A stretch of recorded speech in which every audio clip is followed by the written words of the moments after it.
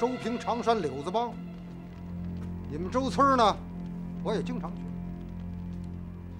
我既然敢自报家门，我就不怕你告我。我还告诉你，哼，常山的橘子我都敢榨。我自打干上这行那天起，到我死我就没想过留个全尸。兄弟，咱哥俩是往日无仇，是近日无冤的，啊，有什么话好说好商量。家里人呢，也还都等着你回去呢。你看这样行不行？啊，你呢，把钱给我码得高着点儿，啊，这样呢，你既少受罪，你还能得着钱呢。你要是逼你哥哥我动手，让你见了彩，你看看这荒郊野外的，啊，你又何苦呢？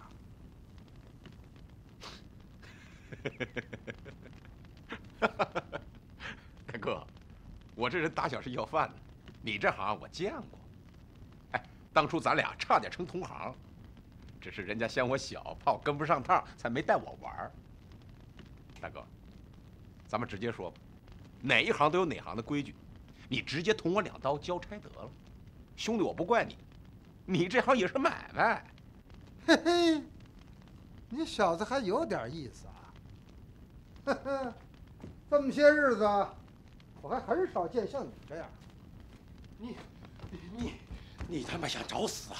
好，我这就撕了你的票，我让你他妈一滚！啊！老三，撕票可不是这个价儿，啊！要杀，我马上把他放了，你自己去杀。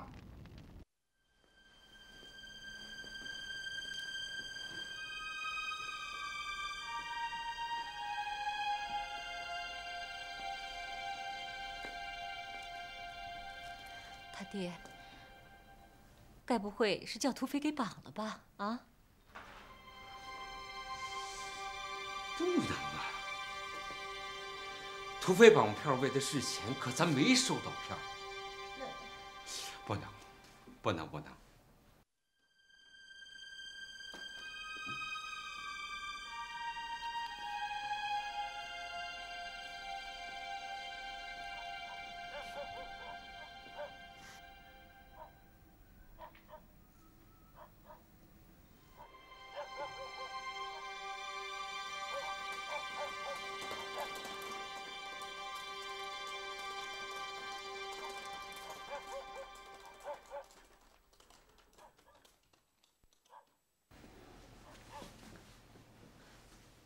他爹还没回来呀？都是你兄弟出那馊主意，这要真弄出点什么事儿来，咱们全得进局子。哎，没事儿，不是说好了就是吓唬吓唬吗？那是土匪，知道吗？杀人不眨眼的土匪。那六子性情刚强，宁折不弯，双方真呛起火来，那土匪还不杀了他？哎，那……哎，行了，你回去吧，我一个人在这盯着得了。兄弟，就这么着吧，啊！我看你也是条汉子，我很想跟你交朋友。你听我的，你把价钱抬上去不就完了吗？没错，价钱是我让掌柜的落下来的，全周村城的人都知道。我要是把价钱再抬上去，人家还信得过我陈六子吗？我说大哥，俗话说得好啊，人活一口气，佛求一炷香啊。关二爷今天站在这儿，当初曹操上马金下马银，美女12名，他老人家都没有动心呢。我陈六子宁可让掌柜的来给我收尸，我也不能坏了人家的买卖。嘿，小子，好啊！今儿你也让我开开眼，给他上炷香。来了，我看看上完了香，你小子还说什么？把他衣服给我扒了！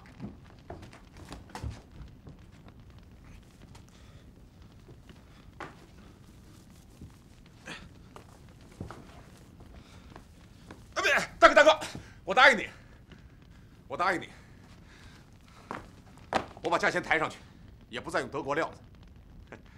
当初关二爷降曹，土山约3世，那也是被逼无奈。这样，你把香给我，我对着关二爷，我也圆撑圆撑。我陈六子不是不肯吃苦，我是怕家里人惦记，我想早点回去。嘿，这就对了啊！什么叫识相啊？这就叫识相啊！好汉子不吃眼前亏，小子。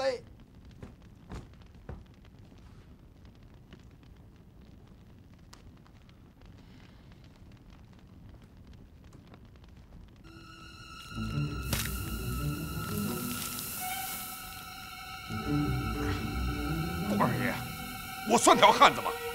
您老人家说句话呀！行吧，大哥，你要是觉得不过瘾的话，我再来一枪。哎，不，兄弟，兄弟，你是好样的，兄弟，好样的！哎，快拿香油去！快去！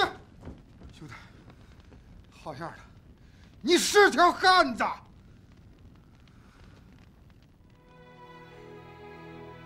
小时候要饭，3天2头被狗追着咬，比这疼多了。那时候被狗咬了还没人管，你看现在多好，还有人管。可心疼死我！这王家的人怎么这么坏？妹子，这人一生下来啊，就是来受苦的。我的命比别人好多了，碰上了咱爹和咱娘，还碰上了你，要不然呢，我早冻死了。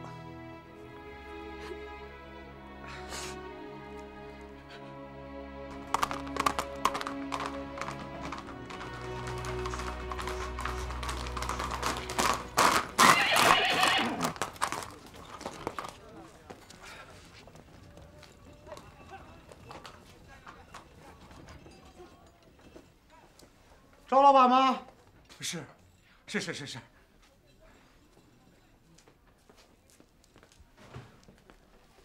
二位是？我是常山柳子帮的王志武。昨天得罪了六哥，我大哥让我来赔个不是。哎呦，不敢，二位请坐。不了，六哥这样的人我们没见过。我们回到客栈之后，就打听这个陈六子是个什么人。客栈里的人都夸六哥的人性，我大哥听了大骂自己绑差了人，他自己又不好意思来，就让我们兄弟来了。这是一坛子欢油，一个肘子，一点小意思。周老板，你进去跟六哥说一声，只要六哥一句话，我们就把老三宰了，给六哥出气。哎呦，不用问，香是你六哥自己摁的，不碍老三的事。二位英雄，我是个买卖人，图的是个安生，我求二位了。那好，就按你说的办。我大哥说了，等六哥好了，他在周村最大的馆子摆席，交下这个朋友。告辞了。二位慢走。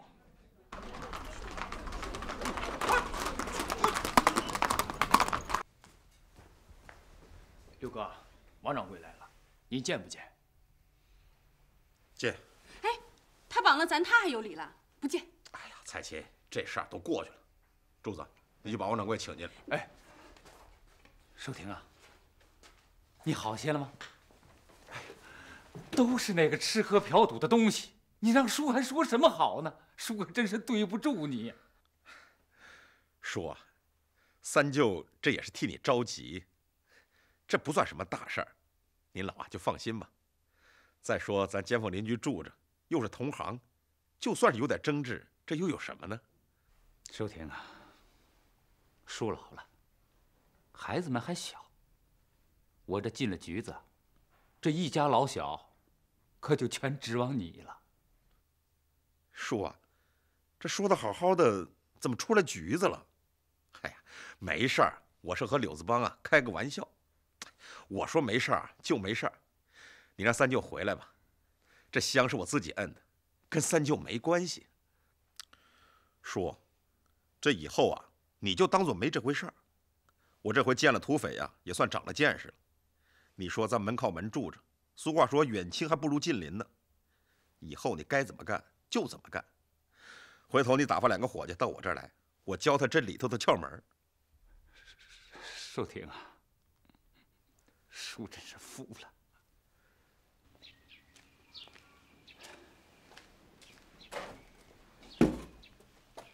他爹，他告橘子了吗？我是真没想到，人家连一句难听的话都没说，咱们这叫办的什么事儿？你告三儿回来吧，人家说不追究了。这小子将来一定能成大事。六哥，你也忒好心了，告了他，让官府拿了这个老王八蛋。就是，兴他不仁，不兴咱不义。咱不告他，满洲村的人都在为咱传名，一城的人都说他不仁不义，他的买卖能好得了吗？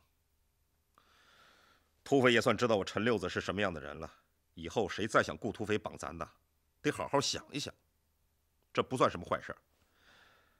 哎，柱子，我这2天下不了炕，柜上的买卖你还得多盯着。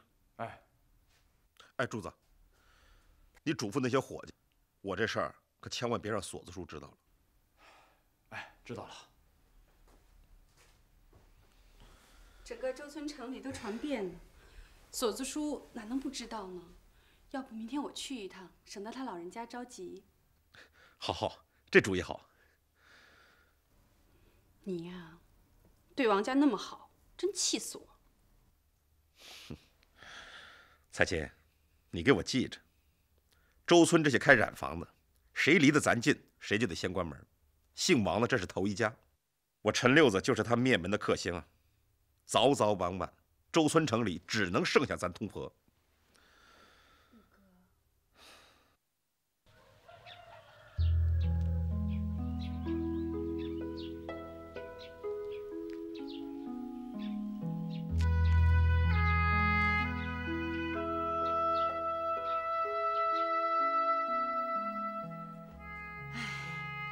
咱俩成亲才几天，你就要出远门，我爹可真是的。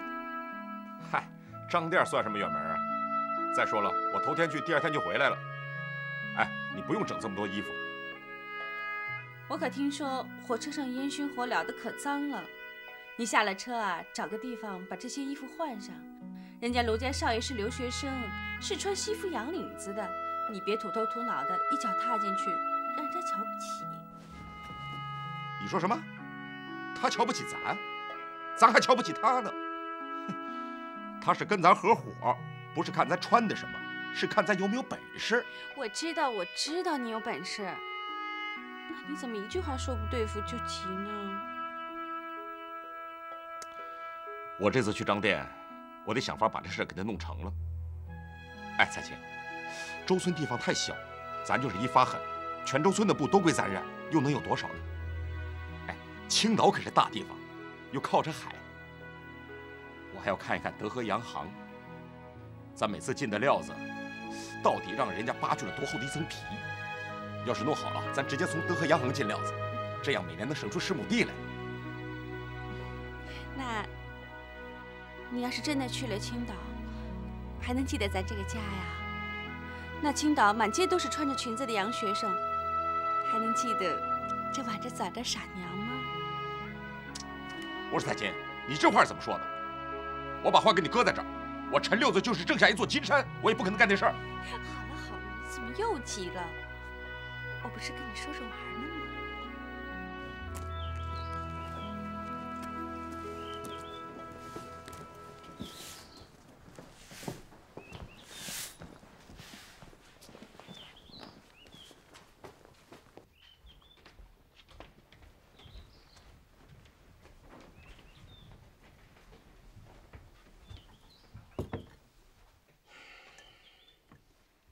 老大没起来呢。还老大，老二2口子到现在都没来请安。你呀，别整天100个不顺眼。这都民国了，家居留洋多年，才刚回来，也许把这些老规矩给忘了吧。民国了就不讲礼数了啊！我读过林清南翻译的书，人家外国人也讲礼数。老大忘了，老大媳妇该不会忘吧？啊，老二两口子该不会忘吧？这是让人家王妈看了都笑话。行了，来，吃个橘子消消火。拿着。这老大家和老二两口子，我去说他们，你呀，应该对老大宽容一些。你想啊，这方圆200里，像家驹这样的洋进士能有几个呀？哼，还洋进士？你看过他写来的信没有？那字写的，那歪七扭八的，怕我说他呢。哎，人家在汉文里边加几个洋文，轻佻。去了趟青岛，就把你累成这样，没命的睡，看不上咱家熊你。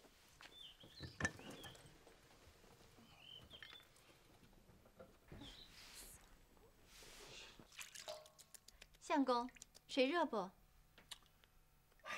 我一回来就向你交代过了，不能叫相公，啊，我是留学生。你整天相公相公的，叫得我像前秦的县官，就叫我家驹。我不敢。有什么不敢的？在西洋，夫妻之间都叫亲爱的，你怕什么？我出过一阵子洋，什么都看到了。这中国呀，毁就毁在了这些没有用的礼数上面。啊，我在德国的时候，看到一个外国人写中国人的笑话，说甲午战争之所以失败，就是因为礼数太多。炮手装颗炮弹，冲着管带一磕头，问该不该放。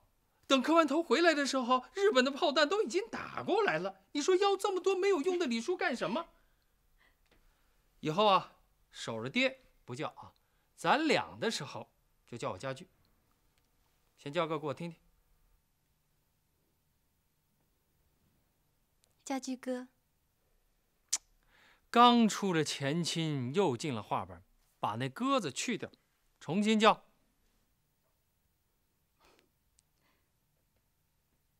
家驹。这就对了嘛。叫习惯了就自然了。新时代新女性，没事的时候，我教你拉拉琴，说说洋文。来。我的领带。昨天晚上我给洗了。什么？哎呀，这领带不能用水洗。还不错，没把西装给洗了。那脏了怎么办呢？脏了你就放在那儿，千万不要洗，我会捎到上海去洗的。洗件衣服还要去上海？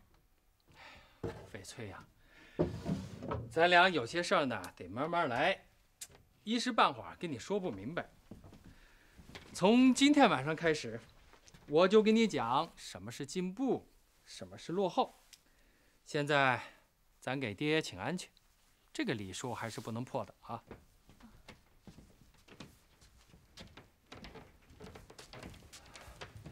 爹，娘，哎，爹安康，娘安康。坐吧。大哥好，大哥好，嫂子好。嫂子好。翠儿，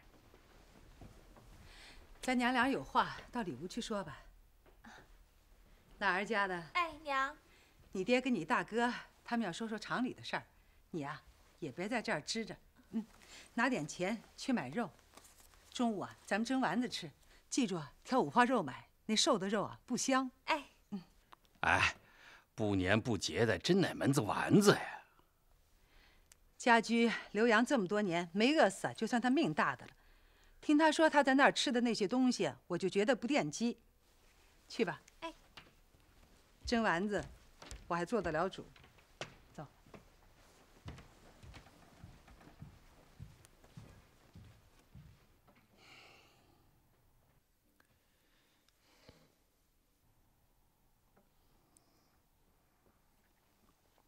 我说，回国也这么多天了，你这身打扮，哎，是不是也该换换了？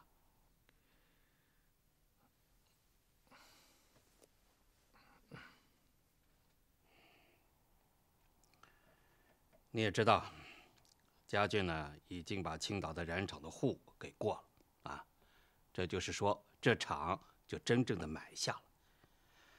你有什么打算？说给我听听。这几天我就要去趟青岛，只是掌柜的还没找到合适的。我不是跟你说过多少次了吗？陈寿亭就行。你说人家是土染匠，我让你下去看看，你又不去周村。家驹，凡是干大事，首先第一条就要学会礼贤下士。爹，不是我不肯去见，这钢染、瓮染、硫酸、黑矾的时代已经结束了，现在是机器染布啊，机器印花。你说他连个字都不识，能干什么？我估摸着他可能电灯都没有见过。这话我不爱听。我就没见过电灯，可我这没见过电灯的人，我让你出了洋。刚才说哪儿了？啊，周村啊，那是全国有名的染织地方。现在呢，就剩下3家，为什么？都让陈六子给击垮了。你说他还不是能人？啊，能人非得认字啊！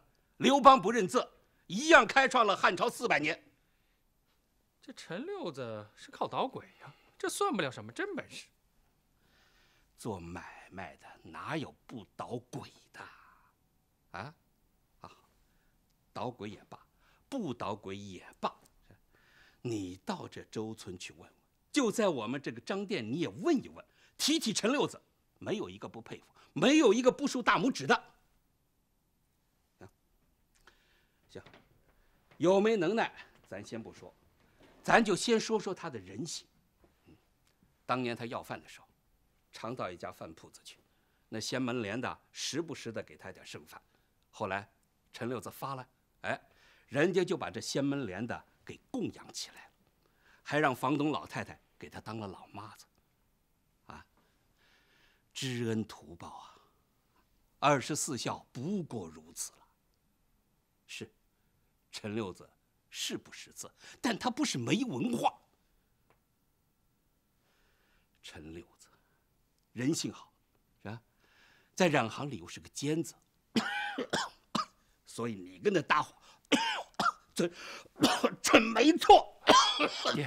爹，没错。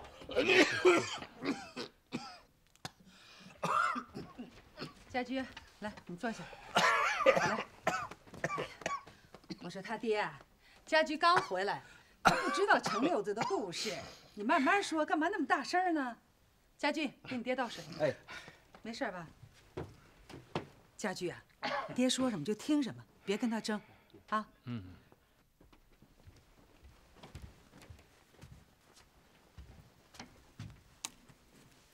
哎，这老头子，我就得摁着他，人越多，我这一手就越灵。哎，姑，我也满耳朵都是这个陈六子，您说他会不会欺负家驹哥啊？你姑父虽然爱唠叨，可他眼力不会错的，你就放心吧。爹来了，卢老爷好。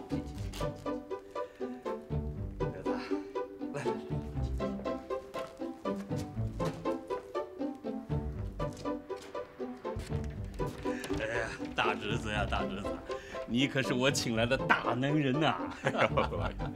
哎，坐。不，来，坐。您请，卢老爷。卢老爷，您这是夸我呢？我不认识字儿，只是个染匠。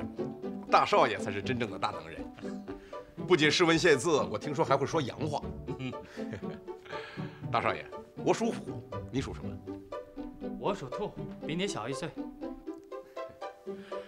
大少爷，你有一个好爹，咱俩年纪差不多，你念了这么多年书，我要了这么多年饭，这都是命啊！大少爷，我要是有你这样的爹，哪怕过上1天你这样的日子，这辈子就算没白活呀。爹好，娘好，不如自强好。64卦，乾卦第一，当头就说。天行健，君子以自强不息。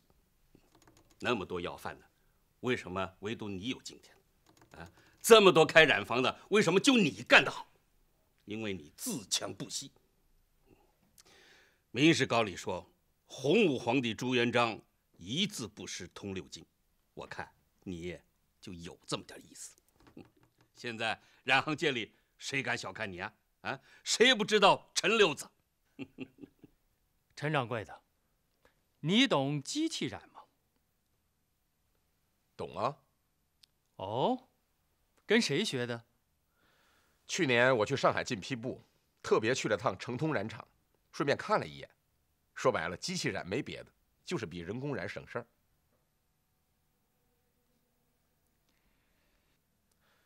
大少爷，我这人脾气急，怕激，这世上没有啥太新鲜的事儿。机器染就是用人少，染布多，其实工序都是一样的，我看一眼就能明白。机器染就是前沾后染，烘干拉宽。咱现在是用手工拉宽拉长，要是换上机器，劲儿就大，每丈布里能多拉出2寸来。所以说，用机器染比手工染要坑人。我是学纺织印花专业的，不过你说的染布工艺倒是差不多。大少爷，咱青岛的厂里有印花机吗？有一台，不过现在技工水平太低，光有机器没有用。咱去了之后，主要是以染布为主。你开不了？实习的时候我也开过，一台机器需要很多人开，我自己一个人办不了。也就是说，你留了一阵子洋，一个人回来还是没有用。不是我一个人回来没有用，我能管开印花机的，我知道他们干的对还是错。再说了，哪有留学生自己开机器的呀？陈掌柜的，我就不明白，你就到染厂看了一眼，你就敢说你懂机器染？我娘死得早，可她老人家有句话我还记得，她说这1等人不用教，2等人用盐教，3等人用棍教。大少爷，可有些人呢，你就是用棍子逼着他学东西还是慢，不是他不上心，而是他不开窍。哦，陈掌柜的，那你是哪等人呢？大少爷，我当着卢老爷子的面，不敢把话说得太满了，但我把话给你搁在这儿，不管什么东西，只要我看一眼，我就能明白，要不然我就不叫陈六子。口气大了一点吧。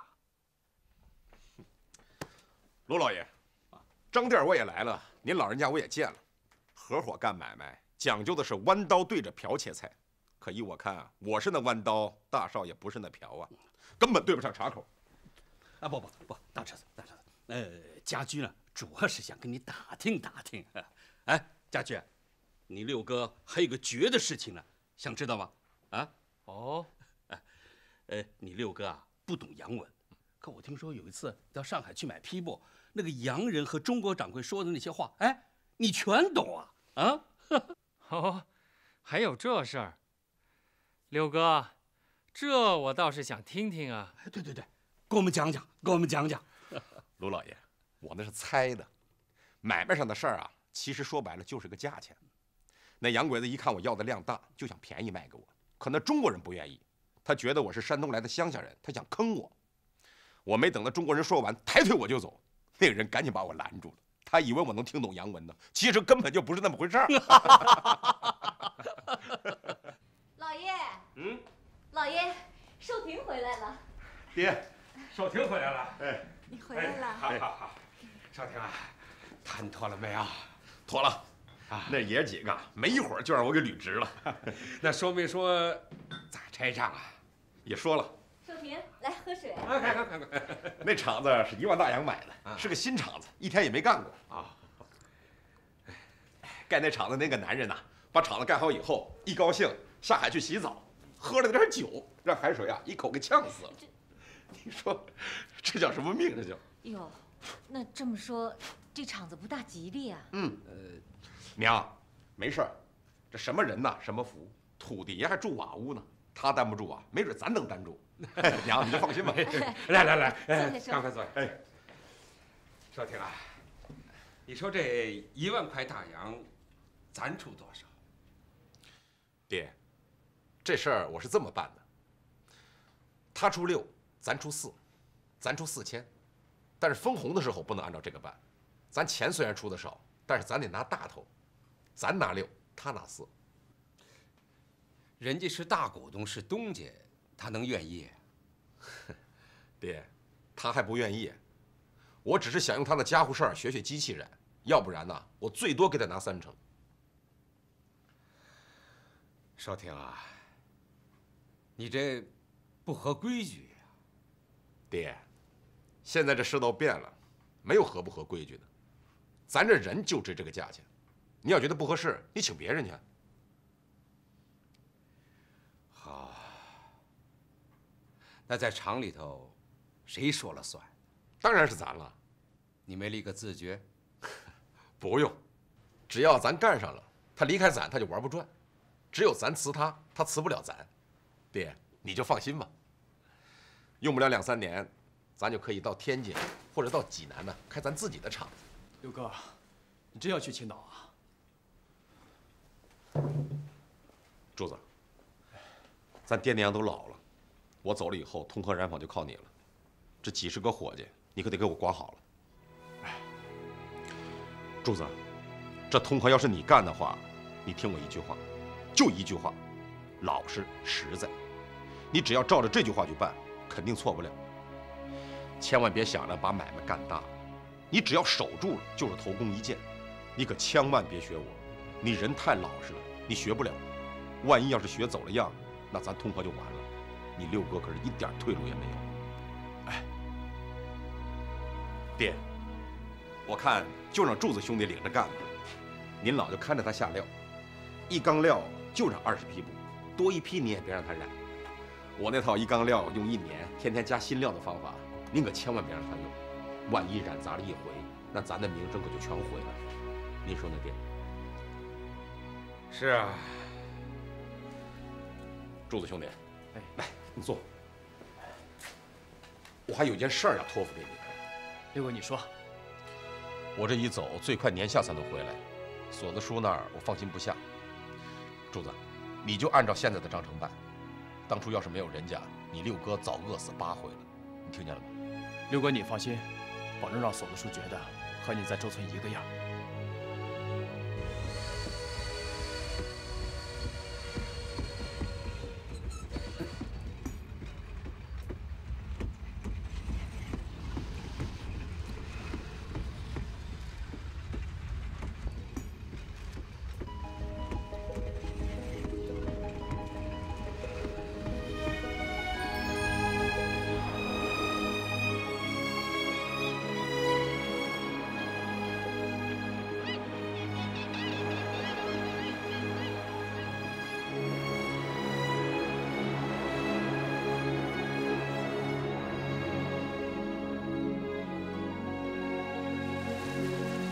把颜料打开。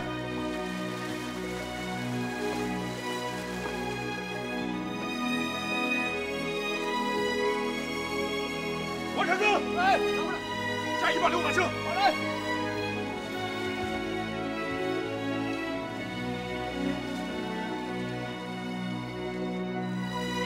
温度好了，开机，下步。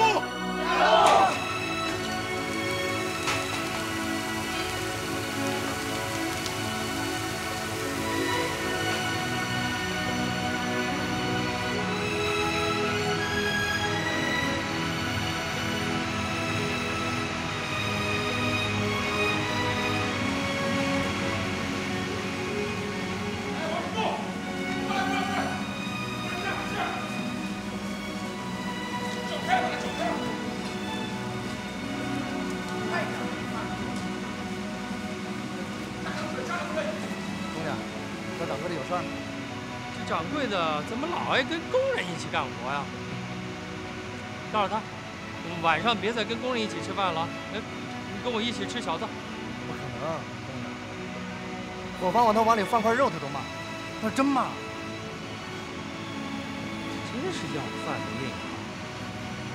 告诉老吴，给掌柜的买6斤点心，晚上饿了就垫吧垫吧。6斤点心。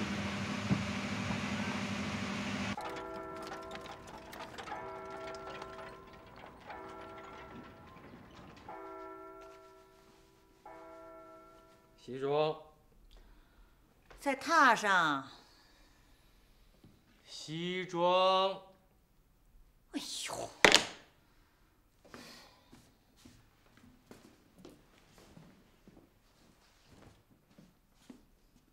像个什么样子？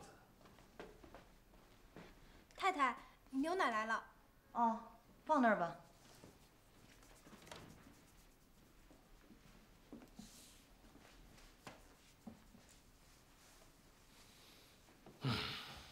叹什么气呀？想你大老婆了？是。正在想。娶了我，后悔了？是，十分的后悔。后悔当初没有听六哥之言，给自己找了一些不痛快。你别张口闭口六哥六哥的啊！什么呀？连个字儿都不带识的，整个一土老八子。我要把你这话学给六哥听啊，他敢扇你的脸。这六哥说的真对，就是要娶，也得先送回老家学学规矩。扇你的脸，还送回老家去学规矩？学你大老婆怎么伺候你啊？我可是堂堂青岛女子高中的毕业生，你大老婆和你六哥一样，也是个土老八子，一身土腥味儿。是个土老八子，是一身土腥味儿。可是，翡翠他家是一门忠烈，世代沾阴，这是张之洞提的。你知道张之洞是谁吗？我告诉你，翡翠他爷爷就是我的姥爷，这是前清的武科，是随左宗棠远征新疆，出生入死，比你爹强多了。我说的是气节上，你爹在洋人的码头里当一个书记员，你就自认为了不起了？啊，你说说，你有什么了不起的？有什么了不起的？真是可笑。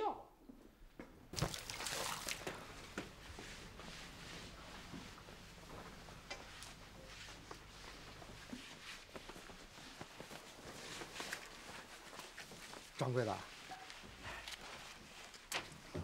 幸亏在停电之前染完了这些草子。哎呀，这就上拉宽机，不出1刻钟准完，您就回去歇着吧。光染出来没有用啊，还得卖。哎，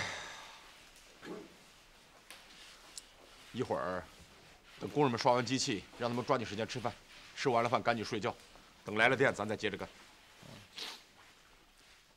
伙计们听着啊，掌柜的说了，抓紧时间刷机器，刷完机器赶快吃饭，吃完饭赶快睡觉，啊，等来了电再干。哎，这说好了啊，我就叫你们一遍，你们要是起不来，今天的活就算白干，听见了没有？啊，快点！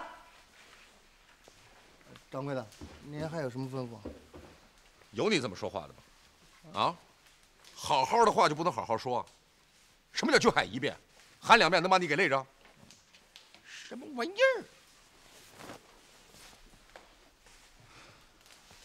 弟兄们，大家忙了一晚上了，一会儿我让伙房蒸馒头炖鱼，大伙放开来吃，吃完了饭早点歇着。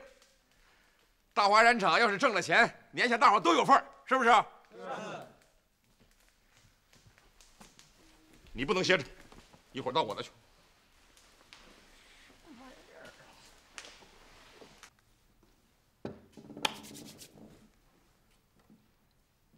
行了，家军儿，你那头够亮的了，味儿够香的了。整天油头粉面的，也不知道想干什么。想再找一个？这我相信。相信就好，省得你没有思想准备。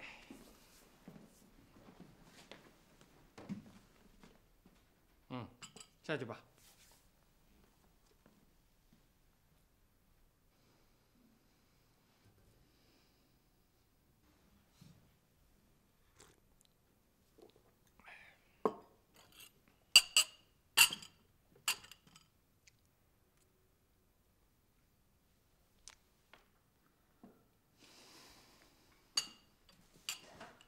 在家里这么横，到了城里怎么像个跑堂的呀？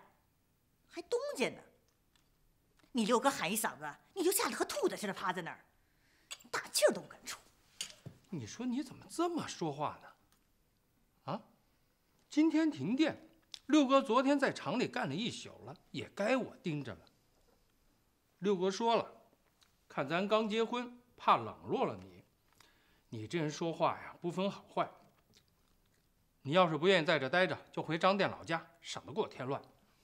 没门儿！不管有没有门儿，你只要嫁给了我，就得听我的。当初咱是朋友，你说你怀孕了，咱才结婚的。啊，本来我是想找点共同语言，觉得你是受过新式教育的，也不会差到哪儿去嘛。没想到你是这样。哎呀！我跟你说啊，这女人有力的武器是温柔，不是尖酸刻薄。现在我才知道，外国人说话是没有谱，只有中国人看中国人是准的。女子无才便是德，一点没错。哟，还留学生呢，满脑子旧思想。